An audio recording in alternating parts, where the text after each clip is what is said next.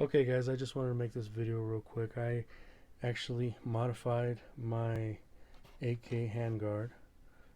Picked this up at Big Five.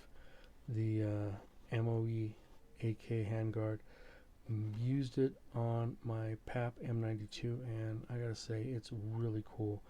Definitely a neat little project if you want to try it. You're gonna actually have to do some customizing. Um, but once it's all done, I think it looks really outstanding on the weapon. I added some different rails too. These aren't the rails that should be used with this stock, so I actually had to go in there and remove the heat shield, which was a big pain in the butt. Once I did it though, I was able to add these rails to it, and it works out really great. First thing you want to do to start this off is go ahead and grab your Dremel tool, and then you're going to cut this locking lug, and you have to cut the sides off to allow it to fit with inside the new handguard. Now it is a permanent thing. Once you do it, that's it. There's no going back. Now once you get over that, you go ahead and cut the back end of the handguard out, removing all the tabs and creating a little space. Use your old handguard as a guide. I also cut the front end just a little bit because it is very long, and to wrap it over the handguard, I just needed a little trim off and to slide it into place. Now once it fits into place, the actual front end spreads just a little bit. It's a little tight, so you want to pound it in just a little bit and lock it into position. It will lock into position. The back end is flush up against the receiver. There's no wiggle, no wobble, and it holds really nice and tight. I didn't have any play in it, and I liked it quite a bit. Okay, so here looking at the top of the gun, you can see that once, if you want to put rails on the handguard and they're not the rails that are designed for this specific handguard, you're going to have to pull out the heat shield. Now pulling out the heat shield is a big process, or at least it was a little bit more of a process. The back end holds in with two clips, and then there's two more clips in the front end, which are basically little slices in the metal. Now the back end clips, easy to do. You just slide a screwdriver within the handguard and you can pop it, or else there's two little bumps on the back end. You can press those in with maybe a bullet or something and pop these two clips.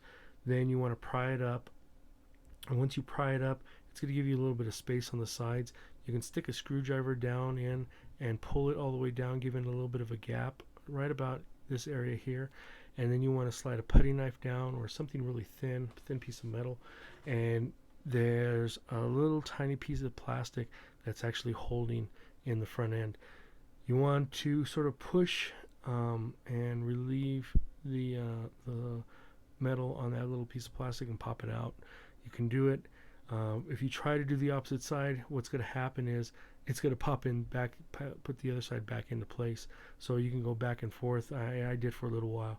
What I suggest is you pop one side out, and then you go ahead and finish prying the whole heat shield out and sort of turning it a little bit, not trying to bend the metal too much. It will bend a little bit, or at least I found it to bend a little bit, but it was easily bent back into place with a pair of pliers. Now once you get it all out and you install everything, you put it back in, it's really easy and it works out really great. No problems, no issues. I wanted to note that the front end is a little bit snug, and there is a little bit of a gap right here and on this side too, just because this retaining pin is a little bit wide, and it creates more of a nicer snug fit. I could have sanded it down on both sides a little bit, but I actually wanted it to be really nice and tight. So when I pop, you first put in the bottom, slide that into place, and then you pop it into place in the front end, and then you're going to tap down that retaining pin into position and then lock it into position once it lines up with that little groove on the barrel, and you can put that pin down and lock it into position, and then get a move. Now on the back end, I drew a little diagram just to give you an idea of how the amount of plastic that I removed. There were some tabs up here on the top, there was a tab on the side right there, and then there was two tabs on the very bottom that were right underneath this sort of like square shape piece that fits into the receiver. I cut off all that plastic around it and made it sort of like a U shape, and then I even cut a little bit off of the tops, just a slight amount with the Dremel.